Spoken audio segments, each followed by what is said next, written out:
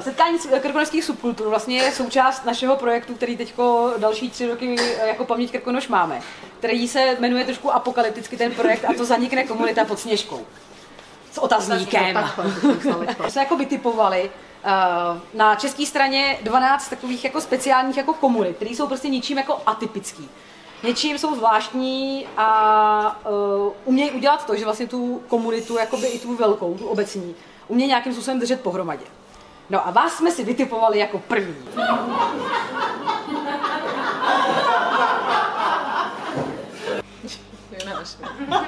Je náš Pavlou, no. Dneska jsme si připomněli kulturní akce, které tady probíhaly v Maršově. Já si myslím, že na tom je úplně nejdůležitější, když si to vezmu zpětně, protože to už je víc než 30 let, co si toho účastním, že se vlastně potkáme s lidma, sdílíme spolu nějaký zážitek. Jsou to vlastně všechno sousedí nebo známí a když jsou přespolní, tak jezdí hodně k nám do Krkonoš a že vlastně tím společným zážitkem se k sobě dostaneme blíž, že pak už vlastně ten náš vztah je mnohem jakoby přátelštější, než kdybychom se jenom potkávali na ulici. My jim říkáme maršovští kulturisté, ale jsou to vlastně jako je to skupina lidí, kteří tady od 90. let začali pořádat kulturní, divadelní a další akce. A díky těmto akcím se Maršov stal poměrně jako populární, protože nikde jinde se nedaří tak krásně udržovat a kontinuálně pokračovat prostě ve skvělých akcích, které začaly letními slavnostmi, plesy na zámku, postupně se přeměnili v otevřené muzeum, v otevřenou ulici a nabalovali se na ně další a další lidi. Tohle to je bitva v Temném dole 1770.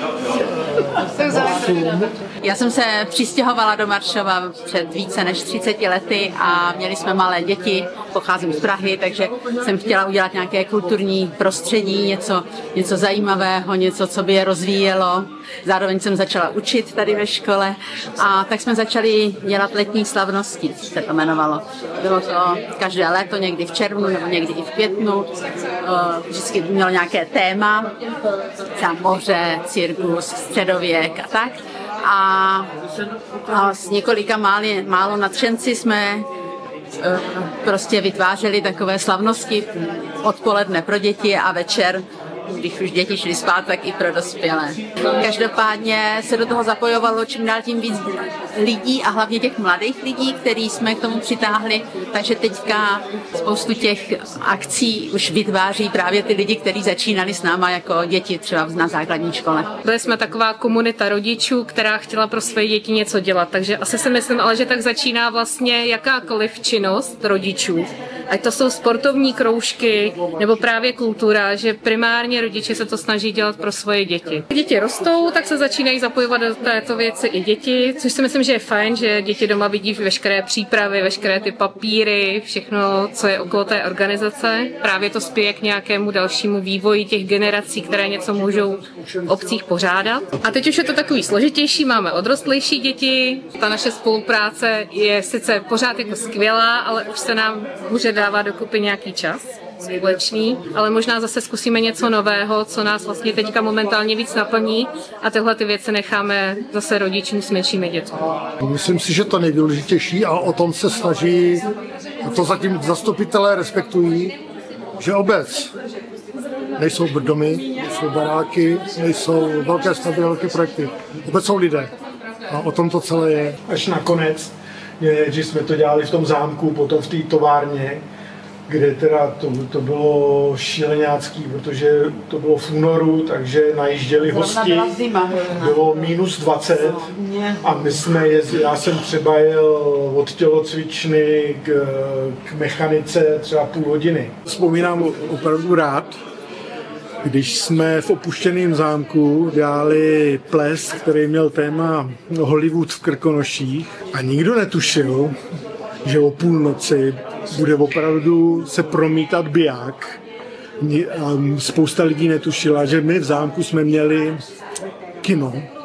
Přemluvili jsme den předtím chlapíka, který tam 10 let předtím pouštěl filmy. A pozvali jsme všechny do kina, takže všichni přišli do kina tam se promítal film Zbrané výchovy o tom, jak imperialisti nás chtějí povraždit, takže začalo to atomovým výbuchem, načež jeden z návštěvníků tam vylez na pódium, začal se slíkat. No a když to skončilo, nebo ještě těsně před koncem, přišla uvaděčka a začala rozdávat eskima. Tak to si myslím, že jsme to připravovali pár dní a tohle se nám podařilo jako dotáhnout do konce. Je důležitý, aby někdo měl vizi a pak jsou důležitý lidi okolo. A v Maršově bylo dobrý, že vždycky byla podpora radnice, takže ty nápady udělat akce na neobvyklých místech, na náměstí, na otevřené ulici, v zámeckém parku a v továrně, v opuštěném zámku, že minimálně ze začátku jakoby neházeli klacky pod nohy a později potom vlastně to vzali za svý a dělali jsme to společně. Po škole, po základní škole, skrz vlastně Míňu Klimeše, ten jakoby tady pořádal ty kulturní akce často, takže vlastně jsem jakoby mu pomáhal, bavilo mě, že prostě lidi se baví a tak asi takhle jako díky Míňovi vlastně jsem se zapojil do kultury v Maršově. První plesy byly krátce po revoluci a ještě ty lidi to hodně personifikovali, že to je ten Klimeš kolem revoluce. Takže chvíli trvalo, než se místní nabalili. Takže my jsme měli to štěstí, že jsme měli spoustu kamarádů kolem Veselého výletu a ty přijížděli. Takže když byly první plesy na zámku a ve fabrice, tak si troufnu říct, že těch místních zase tam nebylo tolik. Ale pak až bylo díl od revoluce, díl od takových sporů, kdo kam patří a nepatří, a bylo to už jenom o ty zábavě, o kultuře, tak už se přidávali i jiní lidi. Na první pouti jsem hrál na harmoniku, což je super, protože to je můj koníček, hra na harmoniku a mimo jiné zvukařina. A stalo se tady to, když tenkrát Anička přišla s první otevřenou ulicí, už ani nevím, jakým to bylo roce, a přišla s tím, něco si vymyslete, pojďte něco udělat, uděláme kulturu v Horní Maršově, tak já jsem se vždycky zajímal strašně o zvuk, tak jsem říkal, já bych strašně rád udělal nějakou akci, nějaký pódium, takže bez ničeho, bez přípravy, vzal jsem aparaturu, co jsem měl doma, postavil jsem si tady pódium, které jsem nazval otevřené pódium, protože jsem neměl ani jednoho muzikanta. Svolával jsem tady mikrofonem kohokoliv, kdo přijde, ať se zahraje, což se nakonec podařilo. Vystřídalo se tam pár lidí. Byl z toho docela úspěch. Já jsem dostal možnost tady odpět, jako si něco zorganizovat. Tenkrát to bylo bez koruny. Ale tím, že se to docela povedlo, že to byl zajímavý tak hnedka příští rok za to můžu poděkovat Paulovi Mrázkovi, protože on sám za mnou přišel a říkal mě, bylo to velmi zajímavý, Franto, tak jestli chceš, my ti dáme i nějakou korunu na kapelu, jestli by si nechtěl, což se nakonec podařilo a od té doby už několik let tady pořádáme otevřené pódium hnedka u kostela, což si myslím, že je strašně krásný prostředí. A za tu dobu, já když se podívám na ty historie, jak jsme začínali, tenkrát jsme neměli ani světla, jo? Že kapely hrály za tmy, svítily tam svíčky, protože nic nebylo. Dneska, když se podíváme na poslední akci, tak jak to všechno vygradovalo. A co se týká kultury v Horní Maršově, to je prostě neskutečná záležitost, to nikde nemají, to je jenom u nás. Je prostě úžasný bydlet tady v Horní Maršově, přátelé. Jo. Tak my tady již druhým rokem vedeme rodinný centrum Hrošík. Pro nás byla vlastně klíčová ta myšlenka toho, že můžeme navazovat na ty akce, které tady už v minulosti byly, tak v tu dobu, kdy my jsme to rodinný centrum přebírali, tak bylo to takový to post-covidový období, kdy to vlastně nefungovalo a řada těch aktivit byla vlastně nějakým násilným způsobem i pozastavena.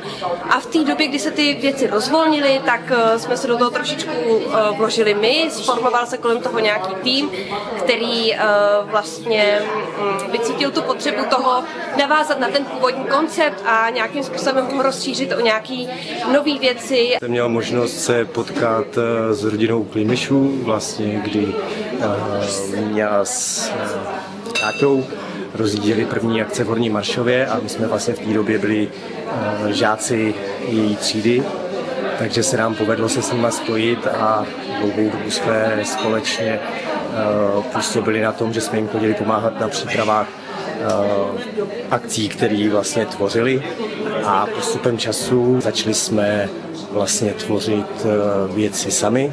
Podařilo se nám vlastně oživit hasičský bál v Horním Maršově. Pak vlastně přišly další věci, kdy vlastně žena se podílela na tvorbě dětských dnů, a jak jsme začali mít děti my, tak teďka je vlastně k podobným věcem, že už teďka nám chodí pomáhat a věřím tomu, že do budoucna budou zase oni nástupci tohohle.